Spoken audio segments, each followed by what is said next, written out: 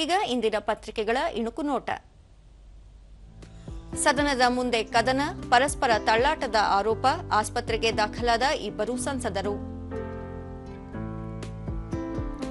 ಉತ್ತರಕ್ಕೆ ಪಂಚಸಂಕಲ್ಪ, ಮೂಲಸೌಕರ್ಯಕ್ಕೆ 4,000 ಕೋಟಿ ರೂಪಾಯಿ, ಅಧಿವೇಶನದಲ್ಲಿ ಸಿದ್ದರಾಮಯ್ಯ ಪ್ರಕಟ.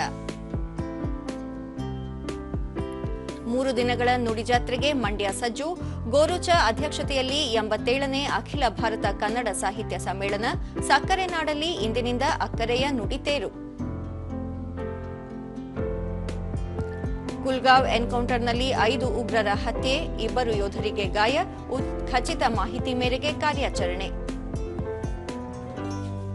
ಬ್ಯಾಡ್ಮಿಂಟನ್, ಕರ್ನಾಟಕ ಚಾರಿತ್ರಿಕ ಸಾಧನೆ, 47 ವರ್ಷಗಳ ನಂತರ ಪುರುಷರ ತಂಡ ಚಾಂಪಿಯನ್. ಇವು ಇಂದಿನ ಪತ್ರಿಕೆಗಳ ಪ್ರಮುಖ ಸುದ್ದಿ. ಉಳಿದಂತೆ ಬಾಣಂತಿಯರ ಸಾವು, ನ್ಯಾಯಾಂಗ ತನಿಖೆ, ಶೀಘ್ರವೇ ಆದೇಶ, ಆರೋಗ್ಯ ಮತ್ತು ಕುಟುಂಬ ಕಲ್ಯಾಣ ಸಚಿವ ದಿನೇಶ್ ಘೋಷಣೆ.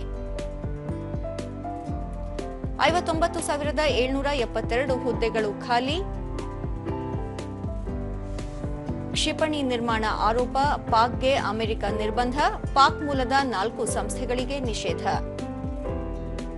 ಷೇರುಪೇಟೆಯಲ್ಲಿ ಮುಂದುವರೆದ ಕರಡಿ ಗರ್ಜನೆ, ಸತತ 4ನೇ ದಿನವೂ ಕುಸಿತ, ಷೇರುಗಳ ಮಾರಾಟಕ್ಕೆ ಮುಂದಾದ ಹೂಡಿಕೆದಾರರು. ಚಾಂಪಿಯನ್ಸ್ ಟ್ರೋಫಿ ಬಿಕ್ಕಟ್ಟಿಗೆ ತೆರೆ, ಇತ್ತಂಡಗಳ ಹೈಬ್ರಿಡ್ 2027 ರವರೆಗೂ ಮುಂದುವರಿಕೆ, ತಟಸ್ಥ ತಾಣದಲ್ಲಿ ಭಾರತ ಪಾಕ್ ಸೆಣಸು.